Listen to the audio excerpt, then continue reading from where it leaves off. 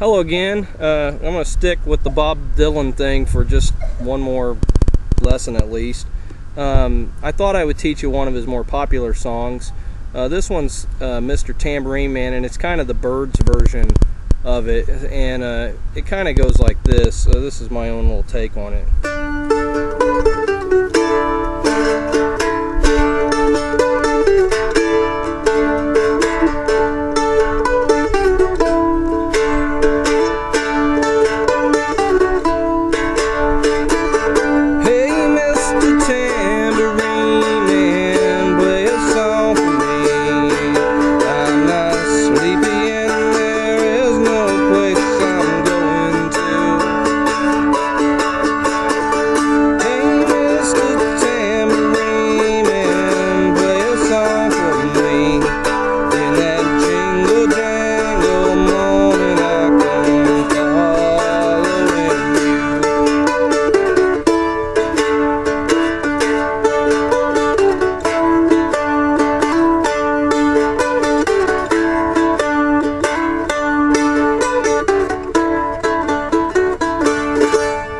So that's kind of a verse of it, and I will show you how I play that intro, and then I'll show you the chords that I'm using in this song.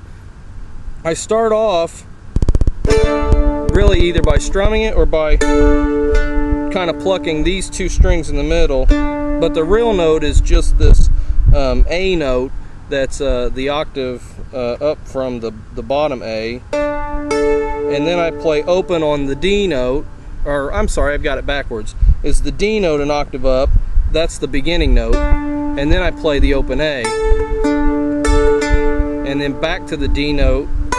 Then I play the second fret on the A note. So let's go back. D, A, D. Second fret, open on the A note.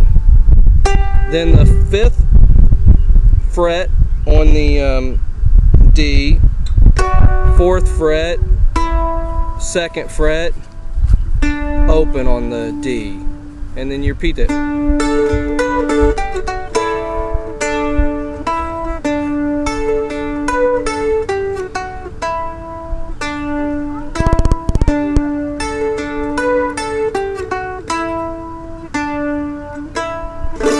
Now, I kind of, sometimes I do it like this.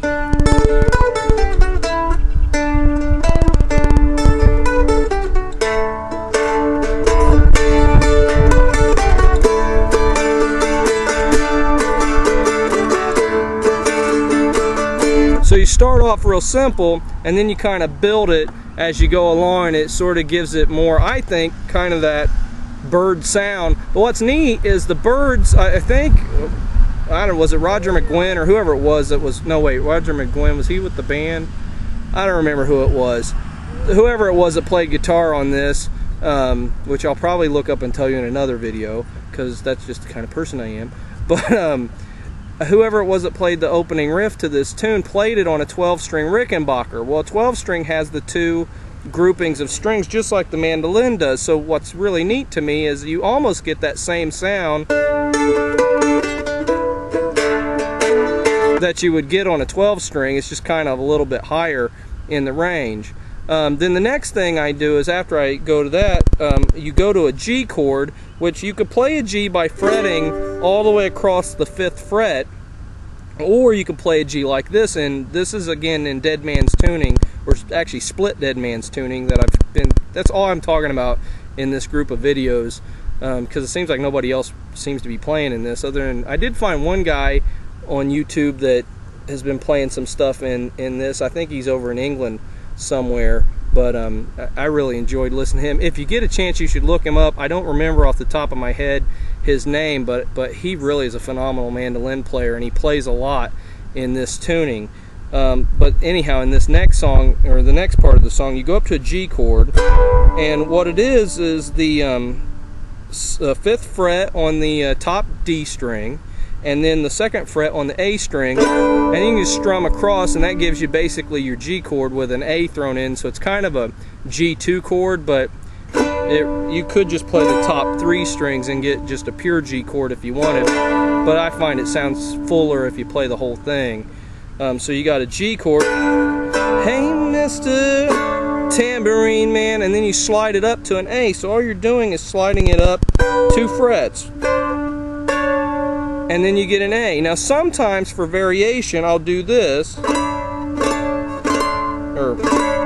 I'll bring my pinky down on the that would be the 9th fret, and sometimes I'll bring my middle finger over and put it on the octave down from the D. So on the other D string down here, put it on the 7th fret and keep my finger up here on the 4th fret of the A string, and that gives changes the variation in the sound a little bit. So you got your G chord, then you slide up to that A chord, and then I finish with a D, which you could play open, or you can put your finger on the F sharp, which is the 4th fret of the D string, and that gives you your full D chord. So you kind of can go back and forth in the pattern on this song and jump around playing through the chords that way. I'm playing it in the key of D. If I remember right, the song was originally played in the key of G, but you know, it works pretty good for my vocal range, and I think that it's fun to play it this way. And even if you don't sing it, you can figure out the melody, which wouldn't be, I haven't sat down to figure out the melody yet, but it wouldn't be that hard to come up with whatever that would be, and just kind of intersperse it with the chords. And then whenever I'm done with the pattern, so we've got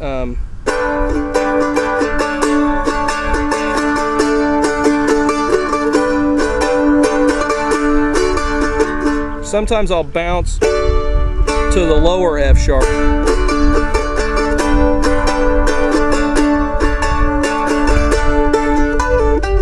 So when you're done through the whole verse, then you come back, strum it,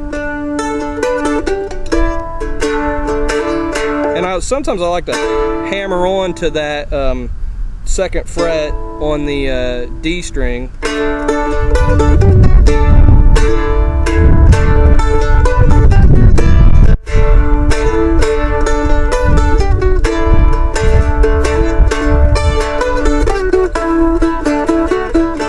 And I kind of end it like that because, you know, I'm not fading out the song, so I go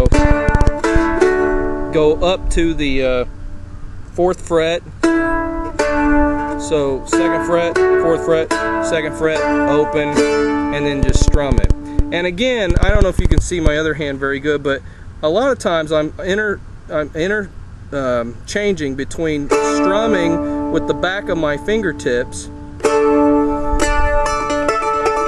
and picking with the thumb and the 1st finger. So I'll play it real slow and hopefully you can see what I'm doing. I can't see my fretboard anymore.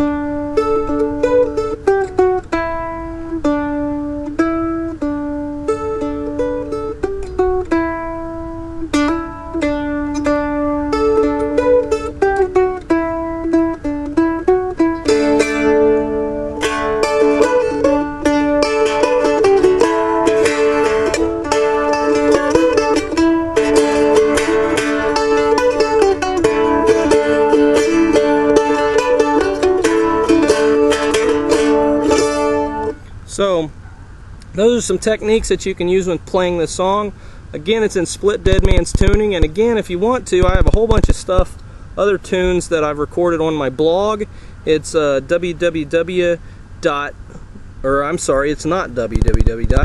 http://Willie Minix, all one word with a Y, Willie has a Y in it, .blogspot.com. And I have a whole bunch of junk on that you can check out. Other recordings that I've done. I'm mainly a piano player and a worship leader, and I work with a lot of church stuff, so there's a lot of gospel music on there. And there's also, I'm getting ready to put up some folk music probably in a month or so. So if you want to, you can go check that out. And I hope you enjoyed these lessons, and I hope that they help make you become the mandolin player that you're meant to be. God bless, and have a great day.